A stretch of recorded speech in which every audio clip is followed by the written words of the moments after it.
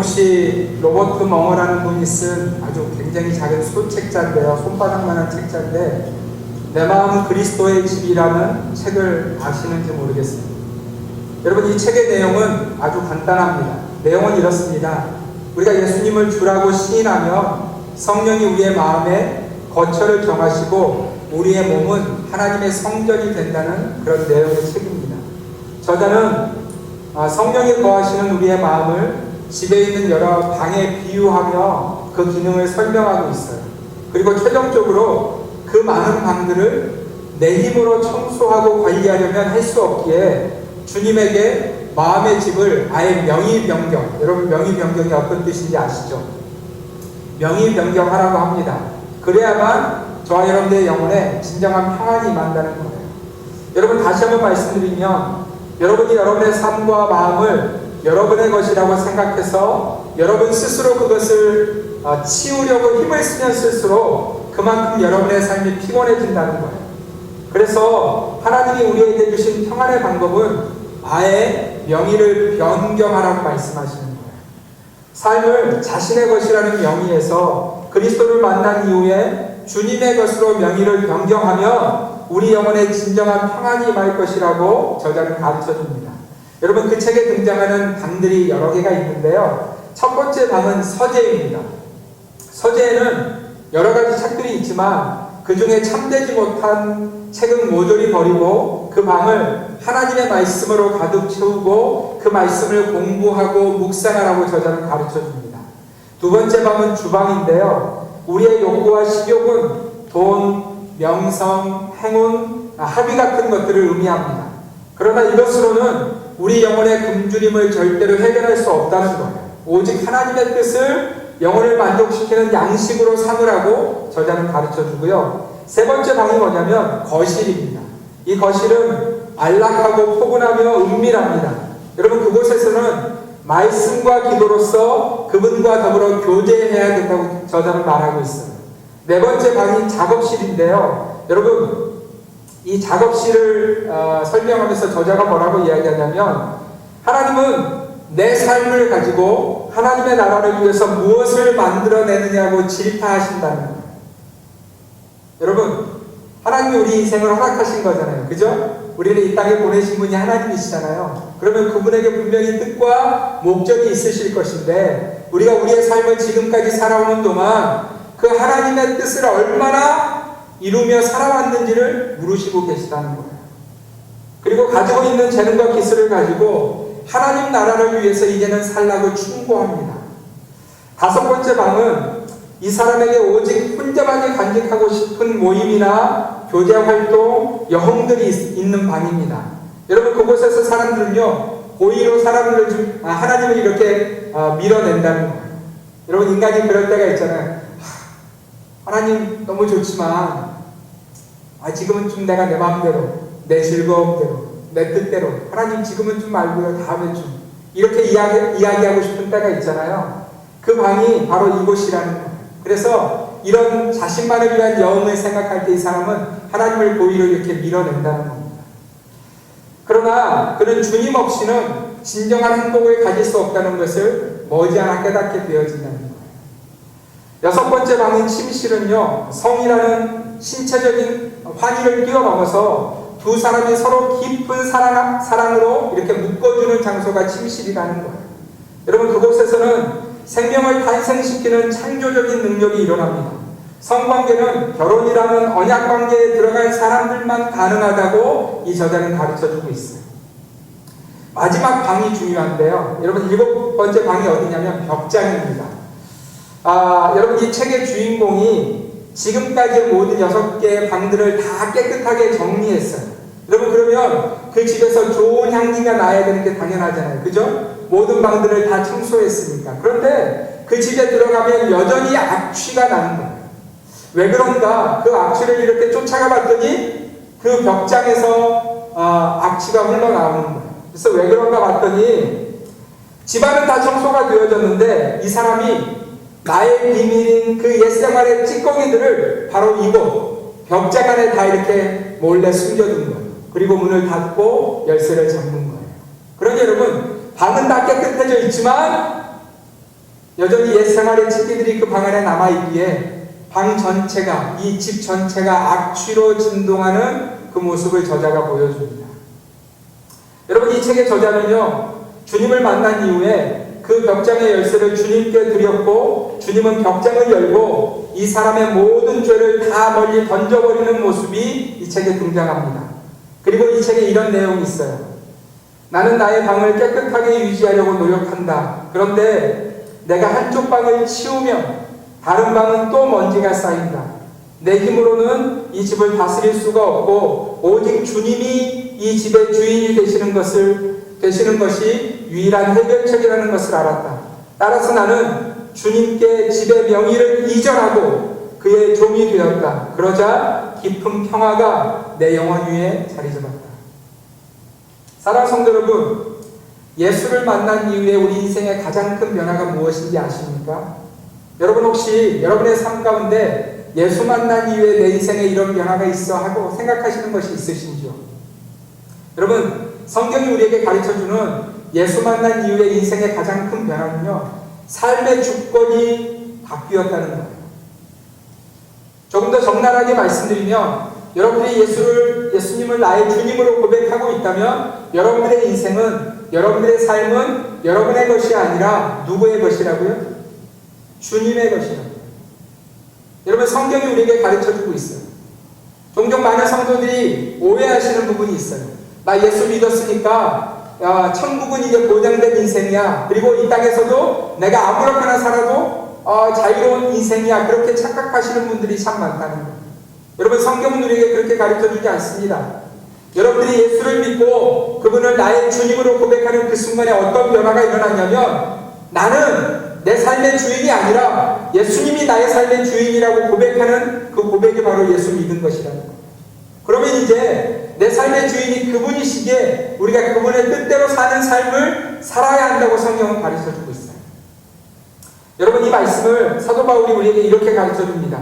우리 고린도전서 6장 19절에서 20절, 우리 삶의 주권이 누구에게 있는지를 보여주시는 말씀인데요, 우리 함께 읽겠습니다. 시작.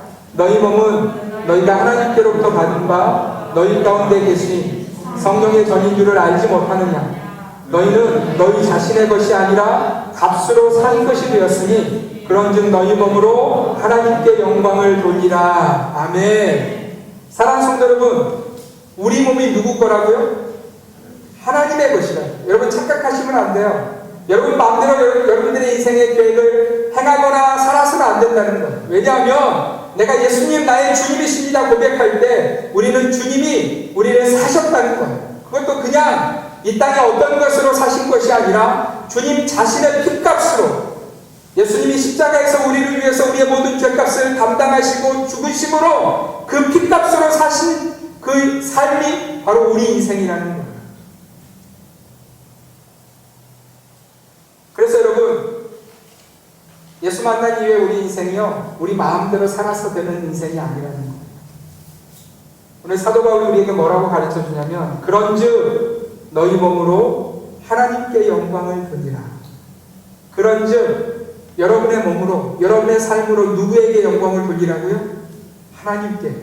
왜냐하면 하나님이 여러분 삶의 주인이시기 때문에. 여러분, 그럼에도 불구하고 우리가 오늘 느헤미야의 강해를 마치고 있는데요, 여러분, 이스라엘 백성들은 하나님의 것이잖아요. 그죠? 여러분, 이스라엘이라는 나라는요, 하나님이 이 땅의 수많은 나라들에게 나라는 이런 것이야 라고 보여주시기 위해서 지어진 나라가 아니었어요. 이스라엘은요, 하나님이 특별히 내 백성이라고 선택하신 선민들의 백성이었다는 거예요. 여러분, 그걸 알 수 있는 게, 이스라엘이 애굽의 종되었을 때, 여러분, 종이 되었다는 것은 그들이 주권을 가지고 있다는 말이 아니에요. 바로가 그 이스라엘 백성들의 주권을 가졌다는 것을 말하는 것이 애굽의 종되었다는 말씀이에요. 그런데 그 종되었던 자들을 누가 꺼내셨어요? 하나님이 꺼내셨어요. 여러분, 이스라엘이 준비가 되어서 그들의 무슨 인구수가 많아서 그것으로 군사력을 만들어서 출애굽한 것이 아니고요, 하나님이 그 백성들을 자신의 것이라고 확인하신 장면이 출애굽의 장면이라는 거예요. 그러면 이스라엘 백성들은 계속해서 누구를 위해서 살아야 되는 거죠? 그들을 불러내신 하나님을 위해서 살아야 되잖아요. 그럼에도 불구하고 이스라엘 백성들이 하나님의 그 은혜 가운데 서지 못함으로 말미암아 어떤 일을 경험하게 되어지냐면, 우리가 잘 아는 하나님이 그들을 징계하셔서 아수르에게 망하고 바벨론에게 망해서 그 약속의 땅에 더 이상 살지 못하고 포로로 끌려가는 장면을 우리가 보게 되어집니다. 여러분, 그리고 나서 돌아오는 순간도 여러분이 주목하셔야 돼요. 여러분, 그들이 바벨론 땅에서 돌아올 때 그들이 준비가 되어서, 물질이 많아서, 군사력이 되어서, 정치적인 능력이 되어서 돌아왔습니까? 아니에요. 하나님의 은혜로 약속의 시간이 지나자 그들을 끌어오신 거예요. 그러니까 여러분, 이스라엘 백성들은 그야말로 하나님의 것이었어요. 그럼에도 불구하고 오늘 돌아온 이스라엘 백성들이 그것을 깨닫고 내가 하나님의 영광 위해서 살겠습니다 이렇게 산 것이 아니라, 여러분, 끊임없이 이들 가운데서 이 죄가 반복되고 있는, 하나님이 죄라고 말씀하신 일들이 반복되고 있는 영적 현실을 우리는 느헤미야서를 통해서 보았습니다. 그래서 여러분, 그들이 어떻게 합니까? 말씀을 통해서 자신의 죄를 깨닫고 통곡하며 회개하죠. 그죠? 그리고 나서 다시는 죄를 짓지 않겠다는 결단을 내립니다. 여러분, 그 결단 중에 하나가 13장에 나오는 어떤 일이냐면, 하나님이 주신 그 모세의 율법제를 통해서 하나님이 암몬 족속과 모압 사람은 하나님의 총회에 들어오지 못하도록 하신 그 말씀을 그들이 발견합니다. 여러분, 이 암몬 사람과 모압 사람들은요, 이스라엘 백성들이 광야에서 출애굽하던 당시에 하나님의 백성들을 무너뜨리려고 뒤에서 공격하던 자들이었어요. 그래서 이들은 절대로 하나님이 다른 민족은 들어올 수 있지만 이 암몬과 모압은 하나님의 총회에 들어오지 못하도록 모세를 통해서 적어 놓으신 거예요. 그런데 수세대의 시간이 지난 다음에 말씀을 통해서 이들이 그렇구나, 암몬 사람과 모압 사람은 들어오지 못하도록 하나님이 정하셨다는 것을 그제야 깨달은 것입니다. 그래서 여러분, 이 말씀을 보고 이들이 결단을 내립니다. 어떤 결단을 내리냐면, 돌아온 이스라엘 백성들이 그 모압의 여인들과 암몬의 여인들을 자신들의 며느리로 삼아서, 아내로 삼아서 아이들을 낳은 사건이 이미 벌어지고 있는 장면을 보게 되어지는 거예요. 그래서 여러분, 느헤미야가 이미 결혼했는데 어떡하겠느냐, 하나님의 말씀도 중요하지만 이게 현실인데 어떡하겠느냐 이렇게 넘어가지 않았어요. 이 아이들을 다 내보냅니다. 여러분, 굉장히 힘든 일이었을 거예요. 지금의 여러분, 어떤 무슨 다인종 간의 결혼을 이야기하는 것이 아니라는 것을 계속해서 말씀드려요. 여러분, 이 말씀은요, 하나님의 말씀을 어긴 사건, 이 죄에 대한 사건이었어요. 이 죄에 대해서는 하나님이 단호하게 내보내라는 거예요. 끊어내라는 거예요. 여러분, 그런데 이 사건이요, 이방 여인들 중에 모압과 암몬의 여인들과 또 그 자녀들을 내보낸 사건이 느헤미야 시대에만 있었던 것이 아닙니다. 바로 이전에 돌아왔던 에스라가 돌아왔을 때 이스라엘을 보니까 똑같은 장면이 있었어요. 여러분, 한번 말씀을 볼 텐데요. 에스라 10장 10절과 11절 말씀 함께 읽겠습니다. 시작. 제사장 에스라가 일어나 그들에게 이르되, 너희가 범죄하여 이방 여자를 아내로 삼아 이스라엘의 죄를 더하게 하였으니 이제 너희 조상들의 하나님 앞에서 죄를 자복하고 그의 뜻대로 행하여 그 지방 사람들과 여인을 끊어버리라 하니. 여러분, 에스라와 느헤미야 사이에는 약 15년 정도의 갭이 있습니다. 에스라가 돌아와서 보니까 그 일이 일어난 거예요. 그래서 실제로 에스라 마지막 장을 보면 통곡하며 눈물로 그 여인들을 보냅니다. 여러분, 굉장히 힘들었지만 말씀이기 때문에 순종한 거예요. 그런데 여러분, 15년이 지났으면 그 죄가 반복되지 말아야 되잖아요. 그죠? 그렇게 아파서 끊어보냈으면 15년 동안 우리가 다시는 그 죄를 범하지 말자 이렇게 돼야 되잖아요. 그런데 느헤미야 시대에 똑같은 일을 하고 있는 이스라엘 백성들의 현실을 오늘 느헤미야 13장에 보여주고 있습니다. 그러면 여러분, 이렇게 생각할 수 있잖아요. 인간은 원래 그래. 인간은 그 부분에 있어서는 어쩔 수 없는 존재야. 다른 건 다 할 수 있지만 이 부분은 안 되는 거 아니야? 여러분, 이런 마음으로 이 하나님이 죄라고 말씀하신 것에 대해서 잡고자 해요. 그죠? 그냥 하나님 보세요, 하나님 말씀하시지만 안 되는 거예요. 그리고 하나님 이거 그냥 덮어주세요, 이렇게 지나갈 수 있잖아요. 그런데 여러분, 느헤미야는 그렇게 하지 않습니다. 느헤미야는요, 하나님 말씀대로 다시 그 모압과 암몬의 사람들, 그 여인들, 그 자녀들을 내보냅니다. 사랑하는 성도 여러분, 하나님이 지금 이 사건을 통해서 무엇을 보여주시냐면 하나님이 죄라고 말씀하신 것에 대해서 그분은 용납하지 않으신다는 거예요. 그분이 사랑의 하나님이시긴 하지만 주님이 죄라고 말씀하신 그 일에 대해서는, 그 사건에 대해서는 절대로 우리와 무슨 내고하시거나 우리의 무슨 처지를 이렇게 하지 않으신다는 거예요. 왜냐고요? 그것은 그분을 위해서가 아니라 우리를 위해서라는 거예요. 여러분, 이 일을 마치고 나서, 이 개혁의 일을, 이 부흥의 일을 느헤미야가 마치고 나서 아마 아닥사스다 왕이 다시 느헤미야를 부른 것 같아요. 그래서 느헤미야가 바벨론에 잠시 방문했다고는 성경에 나옵니다. 그런데 여러분, 제가 처음에 말씀을 나눌 때 말씀을 드렸지만 수산궁에서 예루살렘까지의 그 여행의 거리가 그 당시에 약 3개월 정도 걸리는 거리라고 말씀을 드렸어요. 그러니까 여러분, 느헤미야가 출발해서 바벨론에 도착하기까지 아마 3개월이 걸렸을 거고요. 왕을 만나서 무슨 일을 보면서 얼마의 시간이 걸렸을 거예요. 그리고 돌아오는데 아마 3개월 이상이 걸렸겠죠. 그러니까 정확하게 얼마나 느헤미야가 예루살렘을 비웠는지 모르겠지만 3개월 이상의 그 기간 동안에 이스라엘 가운데 희한한 일들이 일어납니다.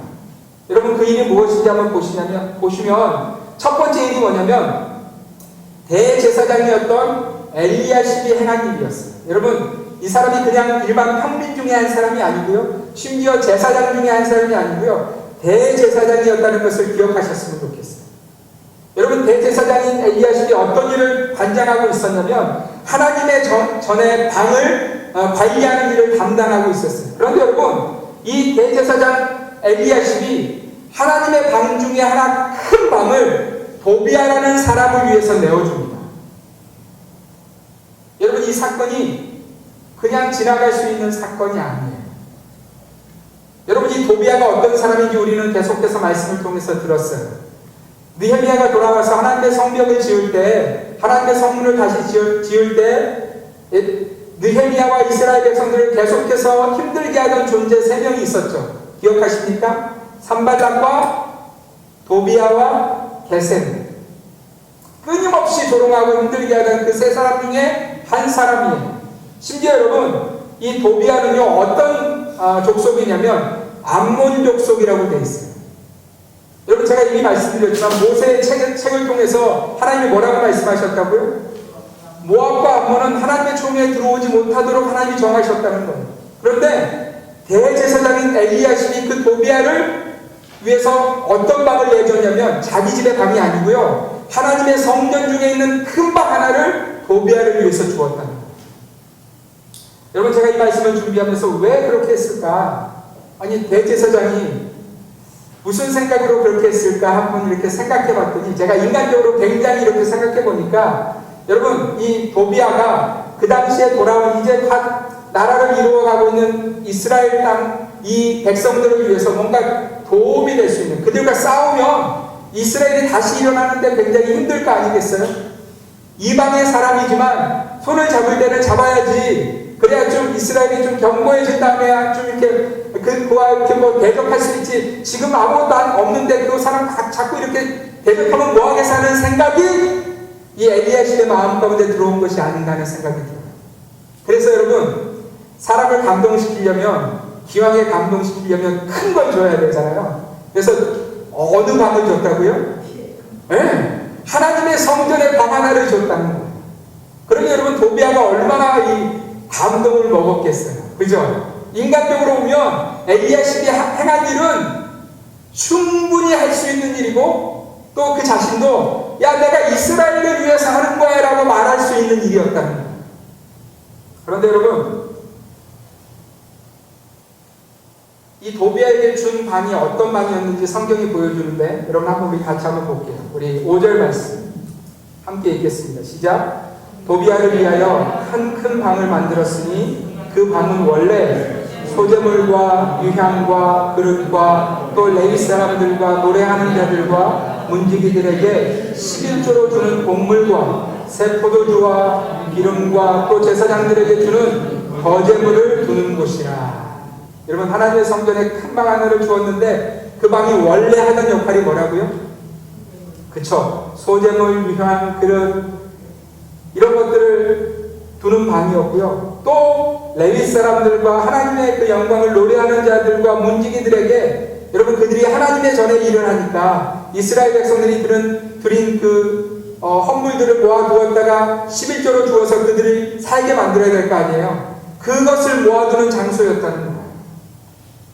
여러분 느헤미야가 이 일에 대해서 악하다고 이야기하는 이유가 있어요. 여러분 왜 악하다고 이야기하냐면 엘리야십이 도비에게 이 방을 주면서 노래하는 자들 레위 사람들에게 주는 11조를 모아둘 곳이 없는 거예요. 그러니까 이 사람들에게 나눌 헌물이 없는 거예요.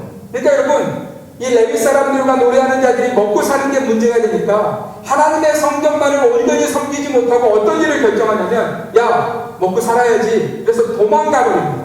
하나님의 전을 지키지 않고요. 도망가버려요. 그러니까 여러분 이 엘리야십이 행한 일 때문에 어떤 결과가 나타나냐면 하나님 앞에 제사 드리는 일이 무너졌고요. 하나님 앞에 예배 드리는 일이 무너지는 사건이 일어난 거예요.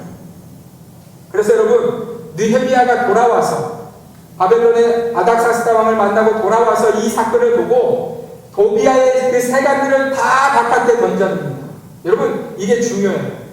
그 방 안에 있던 인간적으로는 이게 필요해. 엘리야십이 생각했던 그 인간적인 생각으로 이스라엘이 더 견고해지기 위해서는 도비아의 마음에 감동을 줘야 돼 하는 그 일들을 다 바깥에 던져버립니다. 그리고 나서 느헤미야가 이 엘리야십의 사람들을 쳐내기 시작해요. 여러분 느헤미야가 행한 일이 돌아와서 비웠던 몇 개월의 시간 이후에 돌아와서 행한 일이 이것만이 아니었어요. 여러분 느헤미야가 돌아와서 보니까 예루살렘 성 안에서 희한한 일이 벌어지고 있는 거예요. 유다 사람 중에 어떤 사람이 안식일에 술투를 밟는 여러분 제가 다음 주부터 이 안식일 우리가 지금 섬기는 주일에 대해서 한 몇 주간 동안 제가 말씀을 나누려고 합니다. 여러분들이 이 안식일의 진정한 의미, 주일의 진정한 의미를 좀 발견하기 원해서 제가 한 몇 주간 말씀을 나누려고 하는데 어쨌든 이 시기는요 여러분 안식일을 지켰어야 되는데 그들이 하나님의 말씀대로 하지 말아야 되는 것들을 지켰어야 되는데 그럼에도 불구하고 유대 사람들 가운데 어떤 사람들이 술투를 밟고 있었다는 거예요. 뿐만 아니라 두롯 사람들이 예루살렘 안에 살면서 안식일에 각종 물건을 팔기 시작합니다. 그래서 느헤미야가 그들을 책망하며 그 일을 금지시킵니다.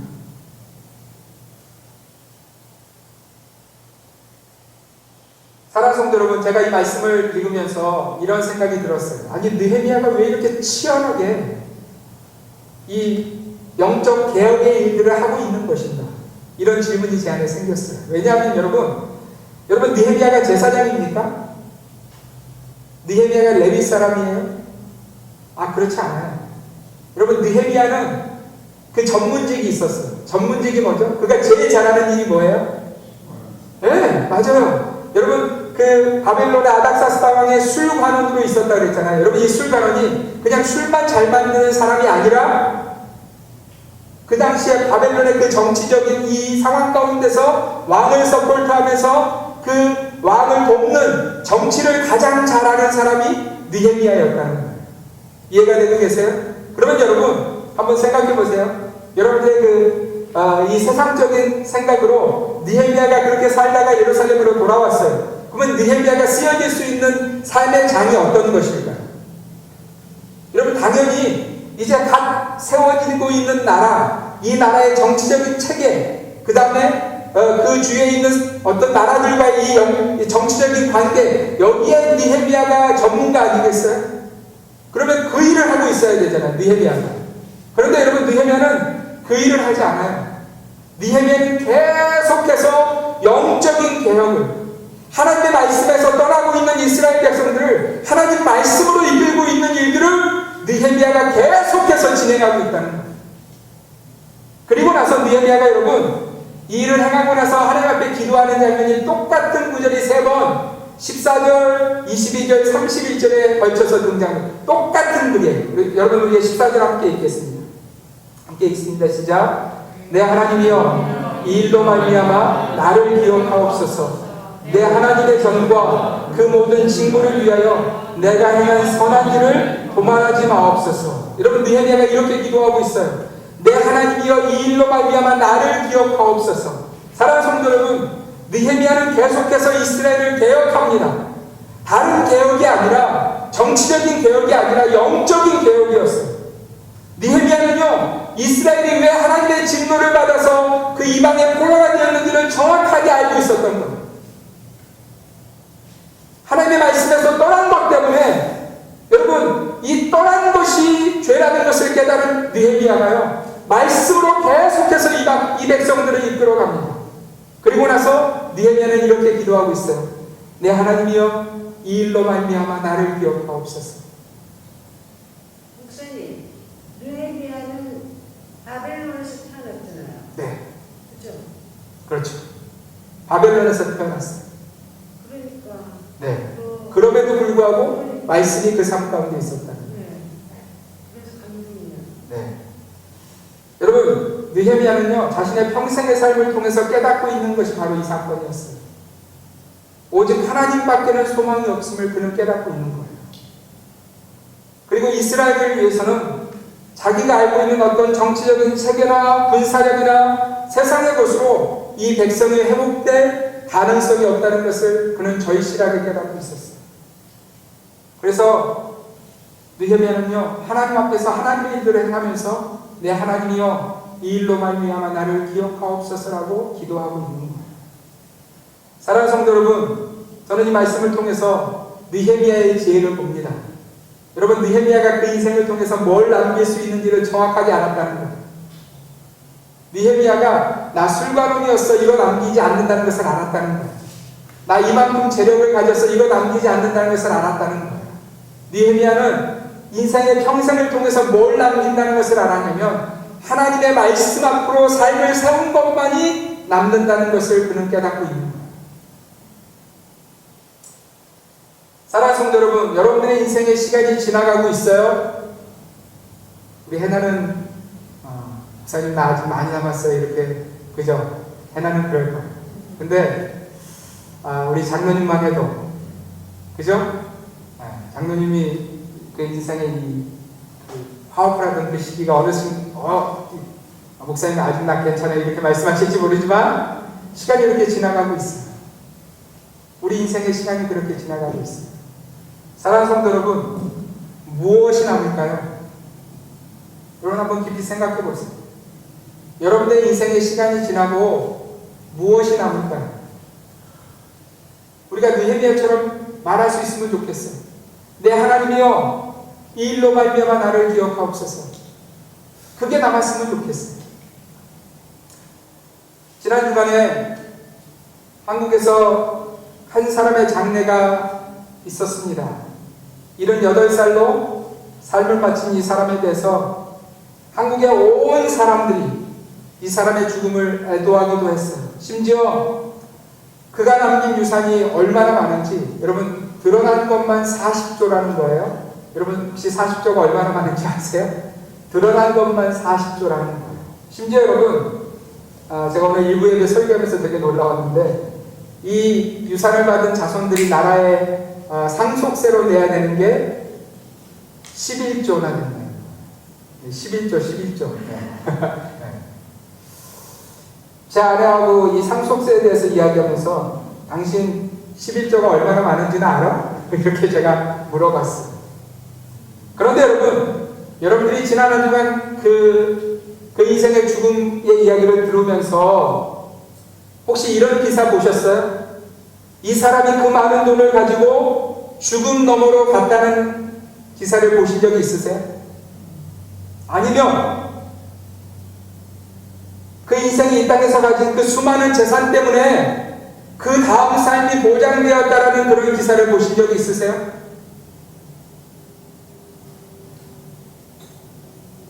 여러분, 제가 그 인생의 죽음을 보면서 들으면서 떠오른 하나님의 말씀이 있어요. 누가복음 16장에 나오는 한 부자의 죽음에 대한 주님의 비유의 말씀입니다. 여러분, 그 부자는요, 부자답게 자색 옷과 고운 베옷을 입고 날마다 호화롭게 즐길 만큼 모든 것을 가졌던 사람이었어요. 그는 넘치게 가졌던 사람이고요, 충분히 가졌던 사람입니다. 그런데 이 부자의 대문 앞에는 거진 나사로가 버려진 채 구걸하며 삶을 살아갑니다. 심지어 나사로는 병이 들 대로 병이 들어서 몸에서 진물이 나오자 개들이 와서 그 헌대를, 그 상처를 핥는 그런 인생이었다고 성경은 보여주고 있어요. 여러분, 이들의 보여주는 이 세상의 삶은요, 그야말로 너무나 다른 천지 차이의 그런 인생입니다.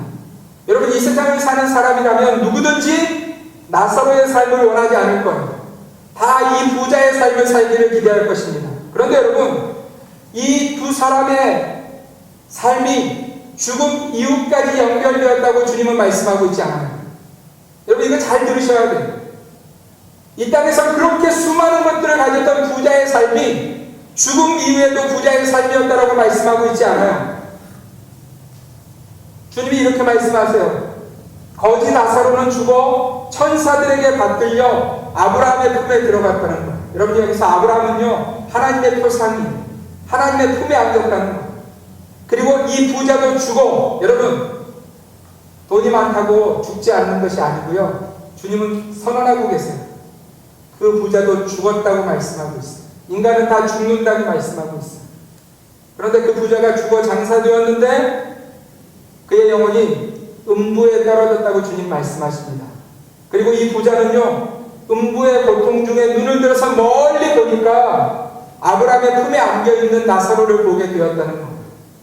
이 부자가 너무 고통스러워서 아버지 아브라함에게 자신을 긍휼히 여겨달라고, 그래서 부탁한 일이 무엇이냐면 나사로의 손끝에 물 한 방울만 묻혀서 내 혓바닥에 대게 해달라고 그렇게 요청합니다. 그때 아브라함이 이렇게 말합니다. 너는 살았을 때 좋은 것을 받았고 나사로는 고난을 받았으니 이것을 기억하라. 이제 나사로는 여기서 위로를 받고 너는 괴로움을 받으리라 하셨습니다. 여러분, 주님은 이 말씀을 통해서요, 인생의 죽음 이후에는 나사로가 있는 그 천국과 부자가 있는 그 지옥 사이에는 건널 수 없는 구렁텅이가 있다고 말씀하고 있어요. 왕래할 수 없다는 거예요. 그것이 끝이라는 거예요. 영원한 삶이 그 부자에게 지옥이 될 것이라고 말씀하시는 거예요.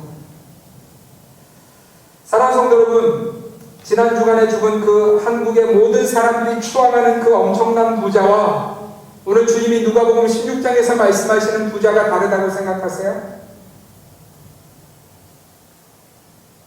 하나님 나라를 깨닫지 못하는, 주님을 믿지 않는 자들은 지난 주간에 죽은 그 인생을 부러워하겠죠. 그러나 저는 하나도 부럽지 않습니다. 오히려 그 인생이 안타깝고요, 그리고 거기에 마음 두는 사람들이 안타깝고 불쌍할 뿐이에요.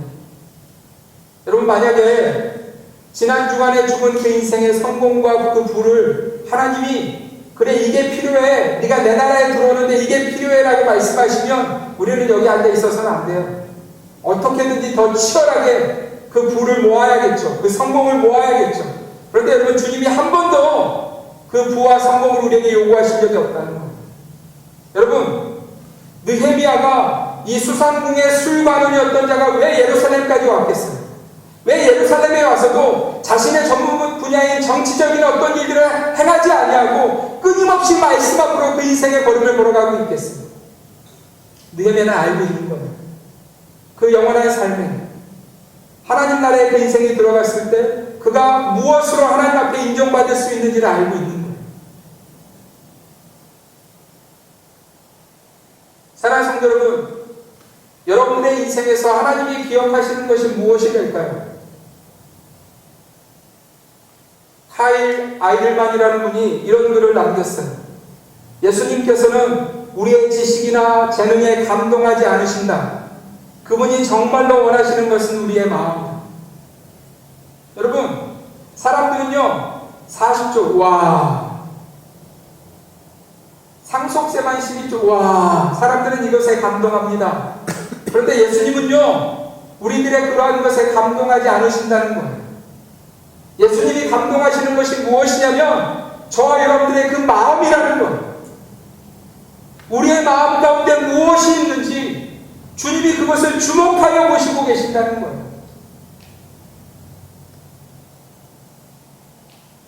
그래서 주님은 우리에게 그 마음이 묵은 땅이 되지 않도록 기경하라고 말씀하고 있어요. 여러분들이 예수 믿고 나서 날마다 그 마음밭이 기경되고 계셔야 돼요. 여러분, 우리가 이 세상을 지나가면서 끊임없이 세상의 것을 듣잖아요. 세상의 것이 우리의 마음을 덮잖아요. 그것이 우리의 마음을 함몰하지 아니하도록 우리는 끊임없이 우리의 마음밭을 기경하고 있어야 된다는 거예요. 주님이 사랑하셨던 예레미야 선지자를 통해서 이런 말씀을 우리에게 주시고 계세요. 우리 예레미야 4장 3절과 4절 말씀 함께 읽겠습니다. 시작.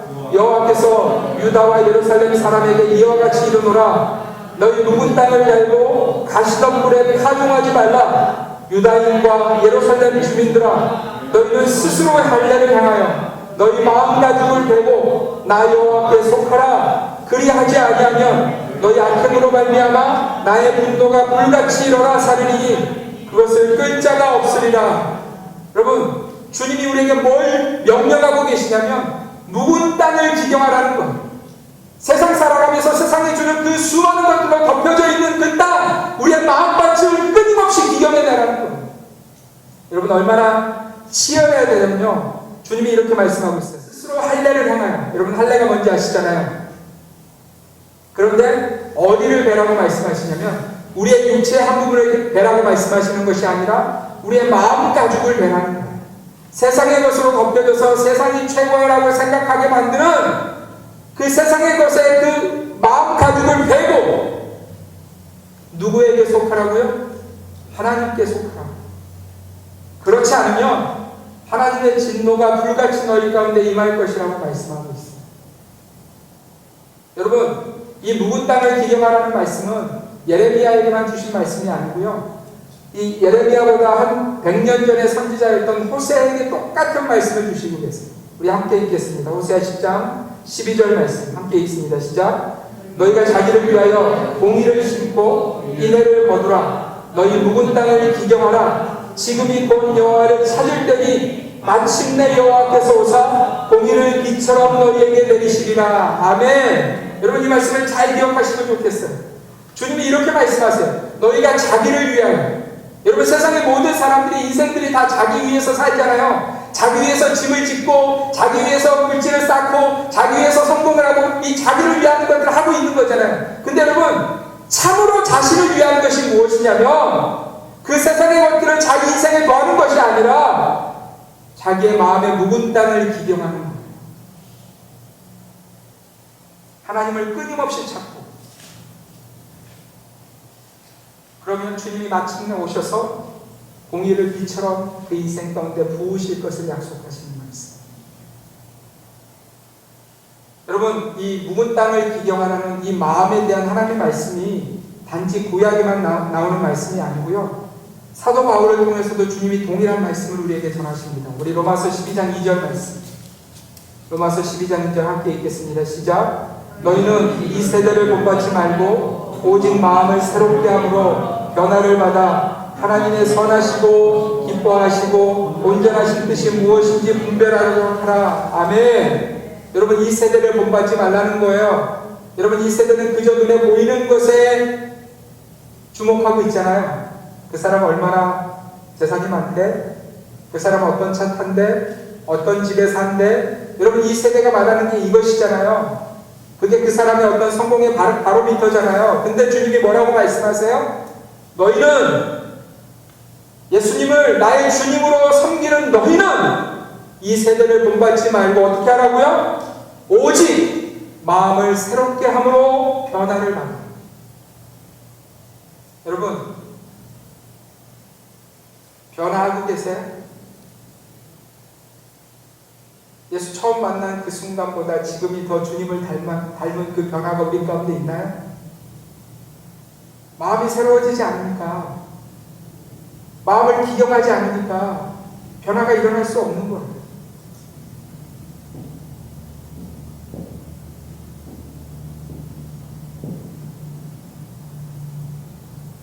사랑하는 성도 여러분, 우리는 느헤미야가 계속해서 이스라엘을 영적으로 개혁하고 있는 것처럼 우리 자신의 삶도 계속해서 개혁해야 될 줄 믿습니다. 여러분, 그것이 참된 부흥이에요. 우리는 묵은 땅을 기경해야만 합니다. 우리의 마음밭에 다른 것이 덮여지지 않도록 우리의 마음밭을 계속해서 우리는 기경해야 합니다. 우리가 주님 나라에 도착하는 순간까지 저와 여러분들이 하셔야 될 일이 무엇이냐면 우리의 마음을 기경하는 일이에요. 사랑하는 성도 여러분, 이 묵은 땅을 기경하는 것은요 다른 것으로 되어지지 않습니다. 우리의 마음밭, 이 묵은 땅을 기경하는 일은요 오직 하나님 말씀으로만 가능하다고 말씀하고 있습니다. 우리가 기도할 때만 가능하다고 말씀하고 있습니다. 저와 여러분의 삶에 그 마음을 다시 한번 주목하셨으면 좋겠어요. 여러분, 그 마음이 묵은 땅이 되지 않도록 하십시오. 왜냐하면 하나님의 진노가 불같이 임할 것이라고 말씀하고 계시기 때문에 그 묵은 땅이 그대로 남아있습니다.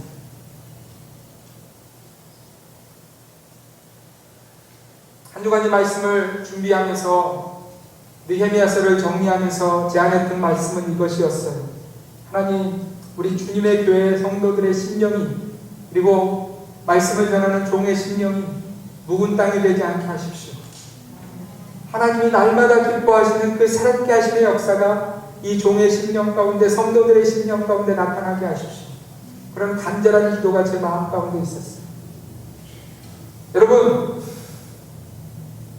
혹여 이 말씀을 들으면서도 여러분들의 벽장에 키를 여러분들 스스로 붙들고 나 주님을 위해서 다른 건 다 할 수 있는데 이 벽장만은 안 돼. 이건 내 거야. 이런 생각이 여러분 가운데 있으시다면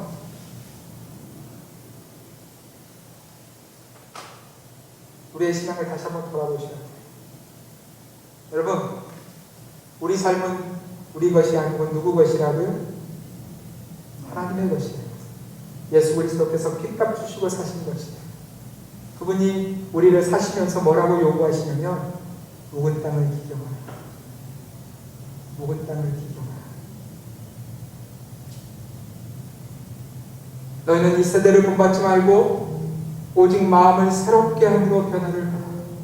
하나님의 선하시고 기뻐하시고 온전하신 뜻이 무엇인지 분별하도록 돌아오는 한 주간 그리고 우리의 남은 인생 가운데 이 변화가 이 묵은 땅의 기경이 계속해서 일어나시기를 주님의 이름으로 축원드립니다. 기도하겠습니다.